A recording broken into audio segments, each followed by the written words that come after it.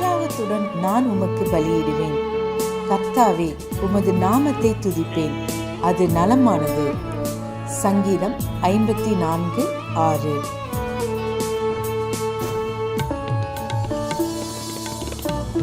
I will freely sacrifice unto thee. I will praise thy name, O Lord, for it is good. Psalms 54:6. ஆண்டவரும் இரட்சகருமாகிய இயேசு கிறிஸ்துவின் நாமத்தினாலே மீண்டும் ஒருமுறை கூட God Goes Ministries மூலமாக இந்த கால வேளையில் உங்களை சந்திப்பதில் பெரும் மகிழ்ச்சி அடைகிறேன். ஆண்டவருடைய பெரிதான கிருபையினாலே 6 மாதங்களை கடந்து 7வது மாதத்தினை காண செய்த தேவனுக்கு கோடான கோடி ஸ்தோத்திரமும் கனமும் மகிமையும் உண்டாவதாக. கடந்த நாட்களிலே தேவனாகிய கர்த்தர் நாம் அனுபவித்த பாடுகளை அறிந்திருக்கிறார். அதை தாங்க பலனையும் தந்திருக்கிறார். அதனால் உண்டான மகிமையையும் மேன்மையையும் வரப்போகிற நாட்களில் நமக்கு நிச்சயமாக உண்டாக போகிறது. நம்முடைய சூழ்நிலைகள், தனிப்பட்ட வாழ்க்கையில் இருக்கிற நெருக்கங்கள் ஒரு விதத்தில் அழுத்தி கொண்டிருக்கலாம். ஆனாலும் தேவனுடைய வார்த்தை சொல்லுகிறபடியே கர்த்தர் ஏற்ற காலத்தை வைத்திருக்கிறார். அந்த ஏற்ற காலத்தை இந்த நாட்களிலே நாம் நிச்சயம் காணப்போகிறோம். என்னோடு சேர்ந்து தேவனை நம்பி அவருடைய நாமத்தினாலே காத்திருங்கள், நிச்சயம் வெற்றி சிறப்போம். கர்த்தருடைய முழுமையான ஆசீர்வாதங்களை பரிபூர்ணமாக பெற்றுக்கொள்ள நீங்கள் ஆயத்தமுள்ளவர்களாக இருப்பீர்கள் என்று விசுவாசிக்கிறேன். கர்த்தர் தாமே இந்த மாதத்திலே நம்மையும் நம் குடும்பத்தினரையும் வெற்றி சிறக்க செய்வாராக. ஆமென்.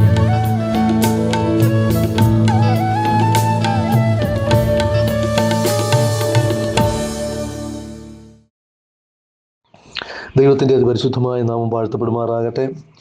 വീണ്ടും ഒരിക്കൽ കൂടെ ദൈവത്തിൻ്റെ തിരുസന്നിധിയിൽ കടന്നു വരുവാൻ ദൈവം നമുക്ക് നൽകി തന്ന അവസരത്തിനായി ഞാൻ ദൈവത്തെ സ്തുതിക്കുകയാണ്.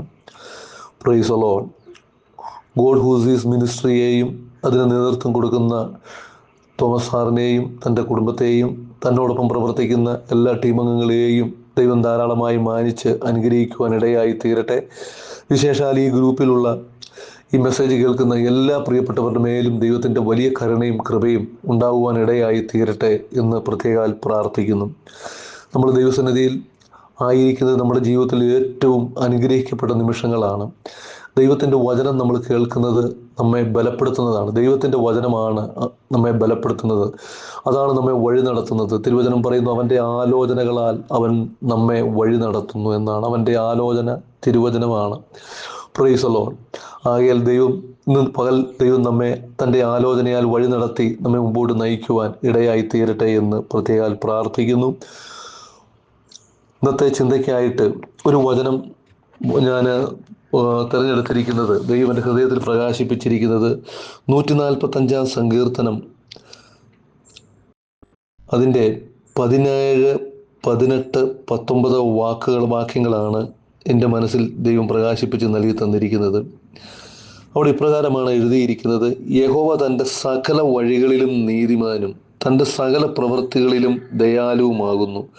യഹോവ തന്നെ വിളിച്ചപേക്ഷിക്കുന്ന ഏവർക്കും, സത്യമായി തന്നെ വിളിച്ചപേക്ഷിക്കുന്ന ഏവർക്കും സമീപസ്ഥനാകുന്നു. തൻ്റെ ഭക്തന്മാരുടെ ആഗ്രഹം അവൻ സാധിപ്പിക്കും. അവരുടെ നിലവിളി കേട്ട് അവരെ രക്ഷിക്കും. Price the Lord. വളരെ അനുഗ്രഹിക്കപ്പെട്ട ഒരു വേദഭാഗമാണ് നമുക്ക് വായിപ്പാൻ ഇടയായി തീർന്നിരിക്കുന്നത്. 145 സങ്കീർത്തനം 17 മുതൽ 19 വരെയുള്ള വാക്യങ്ങളാണ് ഞാൻ വായിച്ചത്.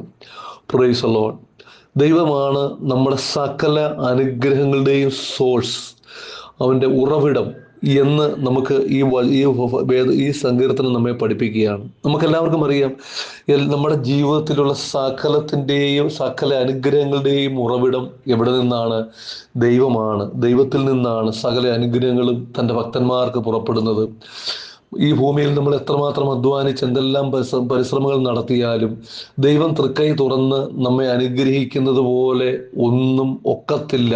മനുഷ്യൻ്റെ പരിശ്രമങ്ങളൊന്നും അതിനോട് ഒത്തുചേർന്ന് വരികയില്ലെന്ന് ഈ പ്രഭാതത്തിൽ നാം മനസ്സിലാക്കണം. Price the Lord. ഇവിടെ നമ്മൾ വായിച്ചിരിക്കുന്ന വചനം, യഹോവ തൻ്റെ സകല വഴികളിലും നീതിമാനും തൻ്റെ സകല പ്രവൃത്തികളിലും ദയാലുവുമാകുന്നു.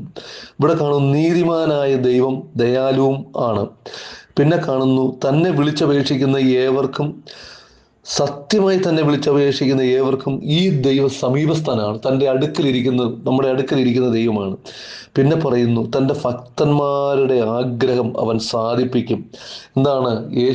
ദൈവത്തിൽ വിശ്വസിക്കുന്ന തൻ്റെ ഭക്തരായി ഈ ഭൂമിയിൽ ജീവിക്കുന്നവരുടെ ഹൃദയത്തിൻ്റെ അഭിലാഷങ്ങളെ അവൻ സാധിപ്പിക്കുന്ന ദൈവമാണ് എന്ന് നമുക്ക് ഈ വചനത്തിൽ നിന്ന് നമുക്ക് മനസ്സിലാക്കാൻ കഴിയുന്നു. Price the Lord. അപ്പോൾ നമ്മൾ മനസ്സിലാക്കണം ദൈവം ആരാണ്. ഇതിൻ്റെ 15-ാമത്തെ വാക്യത്തിൽ എഴുതിയിരിക്കുന്നത് ഇങ്ങനെയാണ്: എല്ലാവരുടെയും കണ്ണ് നിന്നെ നോക്കി കാത്തിരിക്കുന്നു, നീ തക്ക സമയത്ത് അവർക്ക് ഭക്ഷണം കൊടുക്കുന്നു, നീ തൃക്കൈ തുറന്ന് ജീവനുള്ളതിനൊക്കെയും പ്രസാദം കൊണ്ട് തൃപ്തി വരുത്തുന്നു. അപ്പോൾ നമ്മൾ മനസ്സിലാക്കുക എന്താണ്?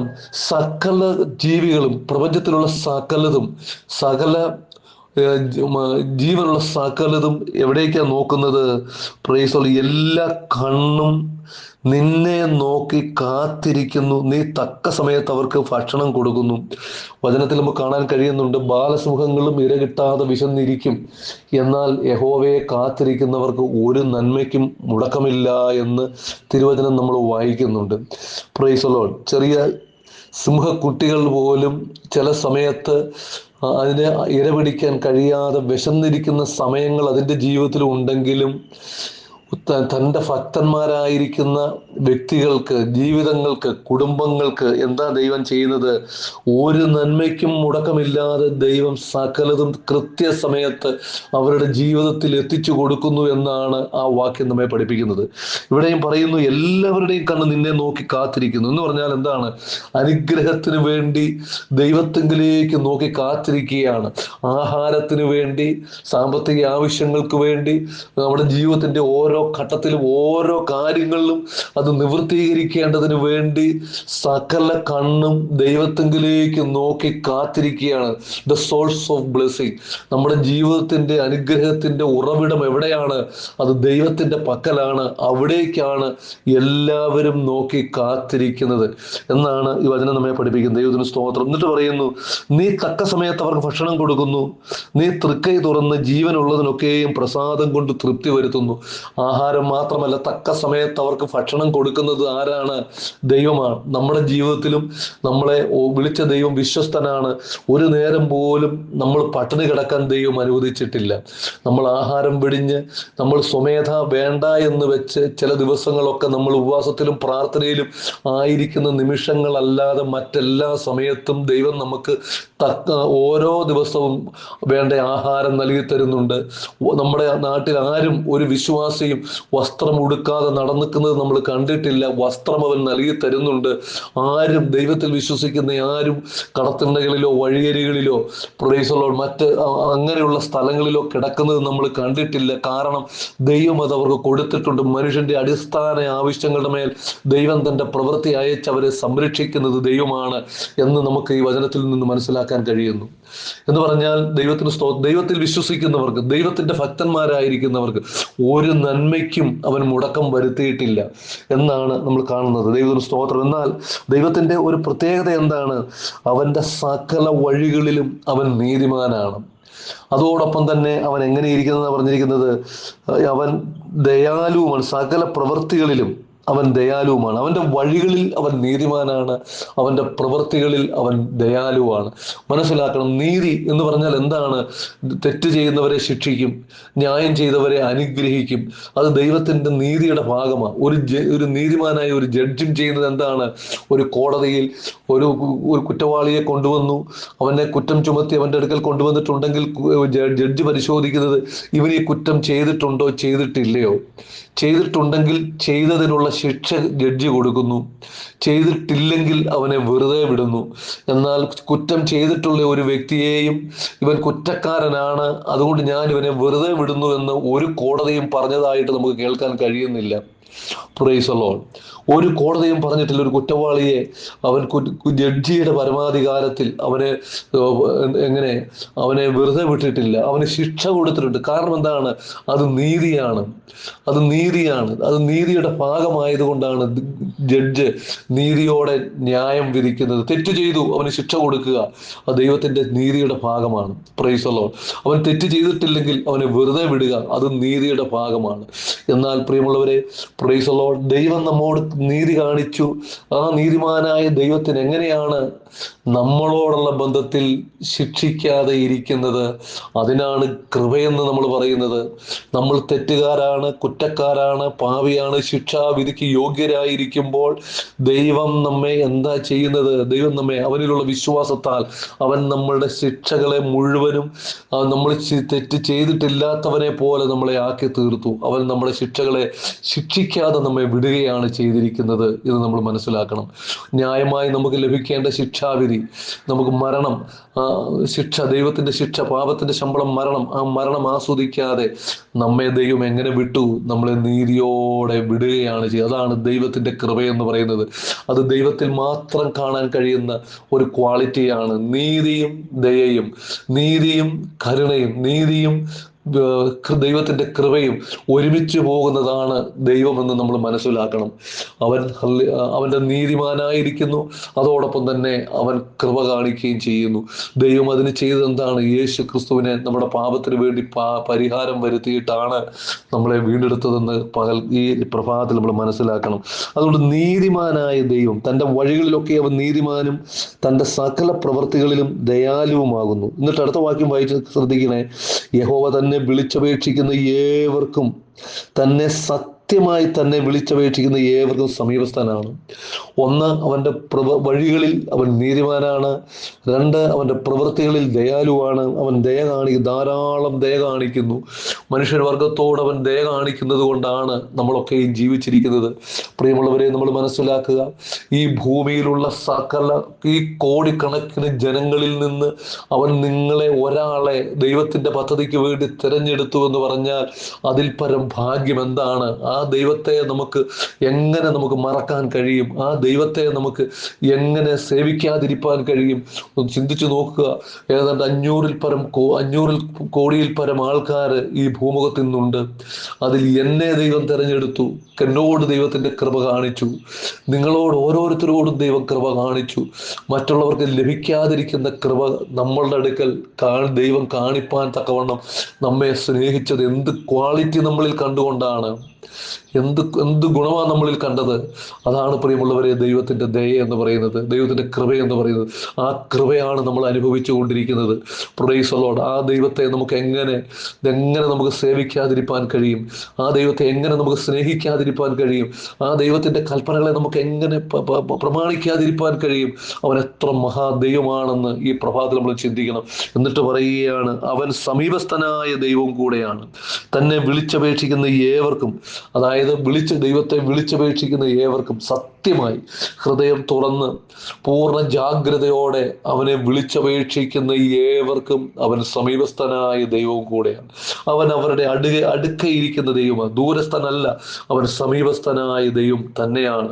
ഇസ്രായേൽ ജനങ്ങൾ ഒരിക്കൽ വിശ്വസിച്ചു, ദൈവം ഞങ്ങളുടെ കൂടെയുണ്ട്, ഞങ്ങളുടെ വഴികളിലുണ്ട്, ഞങ്ങളുടെ പെട്ടകം അവൻ്റെ കൂടെ ഉണ്ട്, വചനം ഞങ്ങളുടെ കൂടെയുണ്ട്. പക്ഷെ അവർ പാപം ചെയ്തു കഴിഞ്ഞപ്പോൾ അവരെ ശാസിച്ചുകൊണ്ട് ദൈവം പറയുന്നത് എന്താണെന്നറിയാമോ? യിരെമ്യാ പ്രവചനത്തിൽ നമുക്ക് കാണാൻ കഴിയുന്നു, ഞാൻ സമീപസ്ഥനായ ദൈവം മാത്രമോ, ഞാൻ ദൂരസ്ഥനായ ദൈവവും കൂടെ അല്ലയോ? അവരുടെ ചിന്താഗതിയെ ഖണ്ഡിച്ചുകൊണ്ട് ദൈവം പറയുകയാണ്. എന്നാൽ ഇവിടെ സത്യമായി തന്നെ വിളിച്ചപേക്ഷിക്കുന്ന ഏവർക്കും അവൻ സമീപസ്ഥനാകുന്നു. Price the Lord. തന്നെ സത്യമായി പൂർണ്ണ എന്ന് പറഞ്ഞാൽ അർത്ഥം എന്താണ്?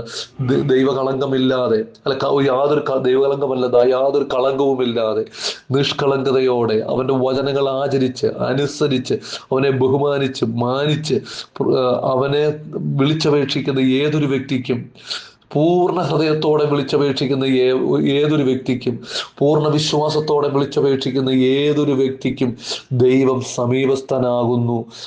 അവരുടെ ഏറ്റവും അടുത്തിരിക്കുന്ന ഒരു വ്യക്തിയായിട്ടാണ്, ഏറ്റവും അടുത്തിരിക്കുന്ന ഒരു ദൈവമായിട്ടാണ് ഈ വചനത്തിൽ നമുക്ക് കാണാൻ കഴിയുന്നത്. ദൈവത്തിന് സ്തോത്രം.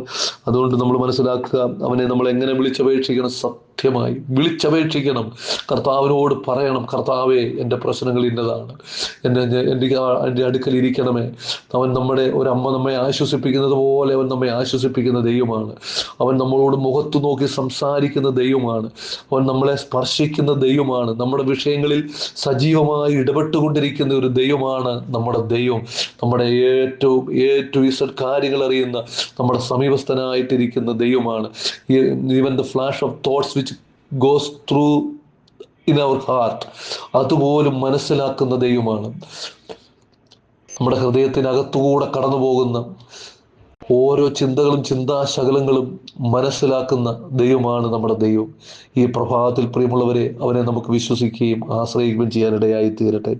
വീണ്ടും നമുക്ക് കാണാൻ കഴിയുന്നു, അടുത്ത വാക്യം പറയുന്നത്, തൻ്റെ ഭക്തന്മാരുടെ ആഗ്രഹങ്ങളെ അവൻ സാധിപ്പിക്കുന്നു, അവരുടെ നിലവിളി കേട്ട് അവരെ രക്ഷിക്കുന്നു.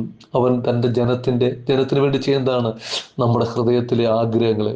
20-ാം സങ്കീർത്തനത്തിൽ നമുക്ക് കാണാൻ കഴിയുന്നുണ്ട്, അവൻ തൻ്റെ ഭക്തന്മാരുടെ ആഗ്രഹങ്ങളെ സാധിപ്പിക്കും. ഇവിടെയും അത് തന്നെയാണ് കാണുന്നത്. അവൻ തൻ്റെ ഭക്തന്മാരുടെ ആഗ്രഹം അവൻ സാധിപ്പിക്കും, അവരുടെ നിലവിളി കേട്ടവരെ രക്ഷിക്കും. Price the Lord. അവൻ രക്ഷിക്കുകയും അവരെ ആഗ്രഹങ്ങളെ സാധിപ്പിക്കുകയും ചെയ്യുന്ന ദൈവം. നമ്മുടെ കണ്ണുനീർ, നമ്മുടെ നിലവിളി, ആ ശബ്ദം ദൈവത്തിൻ്റെ കാതുകളിൽ എത്തുമ്പോൾ, ആ ബർത്തിമായുടെ ശബ്ദം യേശുവിൻ്റെ കാതുകളിൽ എത്തിയപ്പോൾ യേശു അവിടെ നിന്നു, അവൻ്റെ അടുക്കലേക്ക് കടന്നു ചെന്നു. ഞാൻ നിനക്ക് എന്ത് ചെയ്തു തരണം? എനിക്ക് കാഴ്ച ലഭിക്കണം പ്രഭു. നീ വിശ്വസിച്ചത് നിനക്ക് സംഭവിക്കട്ടെ, നീ കാഴ്ച പ്രാപിക്ക എന്ന് യേശു പറഞ്ഞതുപോലെ ഇന്ന് ഈ പ്രഭാതത്തിൽ നമ്മുടെ ജീവിതത്തിൽ യേശു നമുക്ക് ചെയ്തു തരുന്നത് എന്താണ്? നമ്മുടെ ആഗ്രഹങ്ങളെ സാധിപ്പിക്കുകയാണ്. നമ്മുടെ ശബ്ദം ദൈവത്തിൻ്റെ കാതുകളിൽ എത്തിയാൽ, ദൈവത്തിൻ്റെ അടുക്കലേക്ക് നമ്മുടെ ശബ്ദം കയറി ചെന്നാൽ, ദൈവം അത് കേട്ടാൽ, ശ്രദ്ധിച്ചാൽ, പൂർണ്ണ ഹൃദയത്തോടെയുള്ള നിലവിളിയെ ദൈവം എന്ത് ചെയ്യുന്നു? കേൾക്കുന്നു. ഇന്ന് ഈ പ്രഭാതത്തിൽ പ്രിയമുള്ളവരെ, അവൻ നമ്മുടെ പ്രാർത്ഥന കേൾക്കുന്ന ദൈവമാണ്. ഇത്രമാത്രം അനുഗ്രഹിക്കപ്പെട്ട ഒരു ദൈവം. പ്രിയമുള്ളവരെ, നാളുകളായി നമ്മൾ പ്രാർത്ഥിക്കുന്ന അനവധി വിഷയങ്ങൾ നമ്മുടെ ജീവിതത്തിലുണ്ട്. നാളുകളായി ദൈവസന്നിധിയിൽ യാചിക്കുന്ന വിഷയങ്ങൾ ദൈവത്തിൻ്റെ തിരുസന്നിധിയിലുണ്ട്. എന്നാൽ സ്തോത്രം, പല വിഷയത്തിനും മറുപടിയില്ലാതെ നമ്മൾ ഭാരപ്പെടുമ്പോൾ, പലതിനും നമുക്ക് മറുപടിയില്ല. എന്നാൽ നമ്മൾ ഇന്ന് പകൽക്കാലം ഒരു നിമിഷം നമ്മൾ ചിന്തിക്കണം, എന്തുകൊണ്ട് നമ്മുടെ പല പ്രാർത്ഥനകളും തടഞ്ഞു പോകുന്നു, ദൈവസന്നിധിയിലേക്ക് എത്തിച്ചേരാതിരിക്കുന്നു, ദൈവം ഇറങ്ങി പ്രവർത്തിക്കാതിരിക്കുന്നു, ദൈവം ഇനാക്റ്റീവായിട്ട് എന്തുകൊണ്ടിരിക്കുന്നു, അവൻ അനങ്ങാതെ ഇരിക്കുന്നു, നമ്മളോട് സംസാരിക്കുന്നില്ല. എന്തൊരവസ്ഥയാണ്! നമ്മൾ ദൈവം വിളിച്ചപേക്ഷിക്കുമ്പോൾ നമ്മളോട് സംസാരിക്കാതെ ഈ ദൈവം ഇരിക്കുകയാണെങ്കിൽ എന്തൊരവസ്ഥയാണ്! നമ്മുടെ മാനസികാവസ്ഥ എന്തായിരിക്കും? നമ്മൾ ചിന്തിച്ചു നോക്കി. അവൻ നമ്മളെ ശ്രദ്ധിക്കുന്നില്ല, അവൻ നമ്മളെ നോക്കുന്നില്ല, അവൻ നമ്മളെ കാണുന്നില്ല. നമ്മൾ എത്രമാത്രം വിളിച്ചിട്ടും അവൻ്റെ മുമ്പിൽ ചെന്നിട്ടും അവൻ നമ്മളെ ശ്രദ്ധിക്കാതെ ഇരിക്കുകയാണെങ്കിൽ നമ്മുടെ അവസ്ഥ എന്താണ്? എവിടെയാണ് കുറവെന്ന് നമ്മൾ ഇന്ന് ഈ പ്രഭാതത്തിൽ മനസ്സിലാക്കണം. തിരുവചനം പറയുന്നു, പ്രൈസ് ദി ലോർഡ്, ആരെങ്കിലും അവൻ്റെ സന്നിധിയിൽ നിൽക്കുമ്പോൾ, നിങ്ങൾ പ്രാർത്ഥിപ്പാൻ അവൻ്റെ സന്നിധിയിൽ നിൽക്കുമ്പോൾ, ആദ്യമേ നിങ്ങളുടെ തെറ്റുകൾ പരസ്പരം ഏറ്റുപറഞ്ഞ് ഉപേക്ഷിപ്പിൻ, ഒരുവനോടൊരുവൻ ക്ഷമിപ്പിൻ. Praise the Lord. എന്നാൽ അവൻ നമ്മുടെ തെറ്റുകളെ ക്ഷമിക്കുക മാത്രമല്ല, അവൻ നമ്മുടെ പ്രാർത്ഥന കേൾക്കുകയും ചെയ്യും. മാർക്കോസിൻ്റെ സുവിശേഷം 11-ാം അധ്യായത്തിൽ നമുക്ക് കാണാൻ കഴിയുന്നു, നിങ്ങൾ ഹൃദയത്തിൽ സംശയിക്കാതെ വിശ്വസിച്ചുകൊണ്ട് ഈ മലയോട് ചാടി പോയി കടലിൽ വീഴുക എന്ന് പറഞ്ഞാൽ അത് അങ്ങനെ സംഭവിക്കുമെന്ന് സത്യമായിട്ട് ഞാൻ നിങ്ങളോട് പറയുന്നു. എന്നാൽ നിങ്ങൾ പ്രാർത്ഥിപ്പാൻ നിൽക്കുമ്പോൾ, പ്രൈസ് ദി ലോർഡ്, നിങ്ങൾക്ക് ആരോടെങ്കിലും എന്തെങ്കിലും ഉണ്ടെങ്കിൽ അത് അവനോട് ക്ഷമിപ്പിൻ എന്ന് പറയുന്നു. നമ്മൾ യാഗം കർപ്പിപ്പാൻ ദൈവസന്നിധിയിൽ കടന്നു ചെല്ലുമ്പോൾ, നമ്മുടെ സഹോദരൻ നമ്മോട് എന്തെങ്കിലും ഉണ്ടെന്ന് തോന്നിയാൽ ആദ്യമേ നിന്റെ യാഗവസ്തു അവിടെ യാഗപീഠത്തിൽ വെച്ചിട്ട് ഒന്നാമത് പോയി അവരുടെ നിരന്നുകൊള്ളുക, പിന്നെ വന്ന് ഈ യാഗം അർപ്പിക്കുക. അതുപോലെ യാക്കോബിൻ്റെ സുവിശേഷത്തിൽ ലേഖനത്തിൽ നമുക്ക് ഇത് തന്നെ കാണാൻ കഴിയുന്നു. നിങ്ങൾക്ക് രോഗശാന്തി വരേണ്ടതിന് തമ്മിൽ പാപങ്ങളെ ഏറ്റുപറഞ്ഞ് ഒരുവന് വേണ്ടി ഒരുവൻ പ്രാർത്ഥിക്കട്ടെ. നമ്മുടെ പ്രാർത്ഥന തടയുന്ന അവസ്ഥ എന്താണ്? നമ്മുടെ ഹൃദയത്തിൽ എന്തെങ്കിലും അകൃത്യമുണ്ടെങ്കിൽ, നമ്മുടെ ജീവിതത്തിൽ അവിശ്വാസമുണ്ടെങ്കിൽ, അവിശ്വസ്തതയുണ്ടെങ്കിൽ, പ്രിയമുള്ളവരെ, ദൈവം നമ്മുടെ പ്രാർത്ഥന കേൾക്കുകയില്ല. ഇവിടെ ദൈവം പറയുന്നത് എന്താണ്?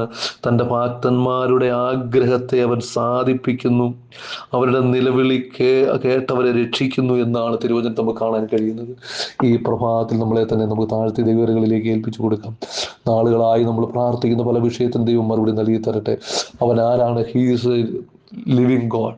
അവൻ ജീവിക്കുന്ന ദൈവമാണ്. He is A righteous God. അവൻ നീതിയുള്ള ദൈവമാണ്. അവൻ നീതിമാനായ ദൈവമാണ്. അവൻ നമ്മുടെ അടുക്കലേ ഇരിക്കുന്ന ദൈവമാണ്. നമ്മളോട് ചേർന്നിരിക്കുന്ന ദൈവമാണ് നമ്മുടെ ദൈവം. അവൻ നമ്മുടെ ആഗ്രഹങ്ങളെ സാധിപ്പിക്കുന്ന ദൈവമാണ്. നമ്മുടെ പ്രാർത്ഥനയ്ക്ക് മറുപടി നൽകിത്തരാൻ കഴിയുന്ന ദൈവമാണ്.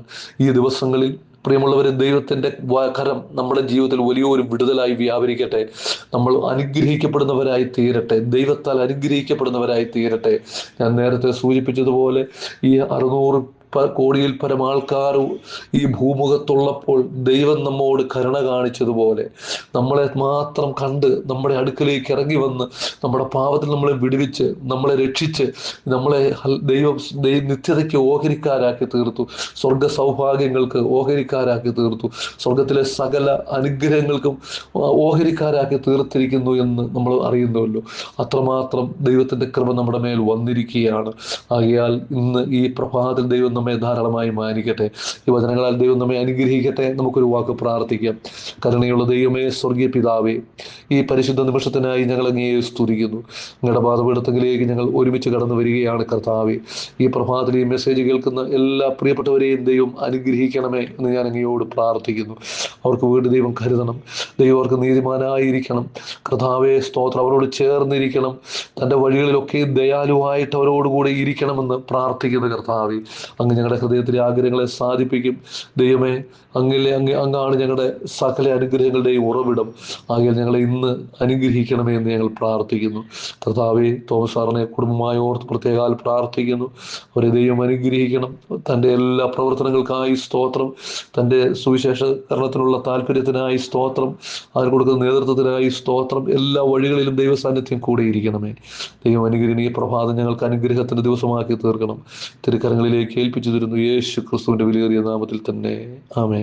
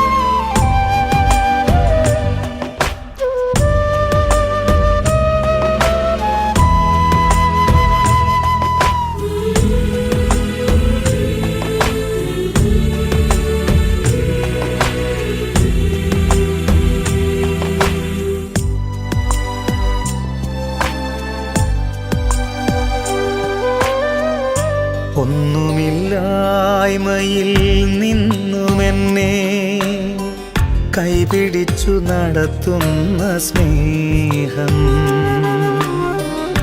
എൻ്റെ വല്ലായ്മകൾ കണ്ടിട്ടെന്നും ആ നെഞ്ചോടു ചേർക്കുന്ന സ്നേഹം, ഒന്നുമില്ലായ്മയിൽ നിന്നുമെന്നെ കൈപിടിച്ചു നടത്തുന്ന സ്നേഹം, എൻ്റെ വല്ലായ്മകൾ കണ്ടിട്ടെന്നും ആ നെഞ്ചോടു ചേർക്കുന്ന സ്നേഹം. ഇത്ര നല്ല ദൈവത്തോടു ഞാൻ എന്തു ചെയ്തു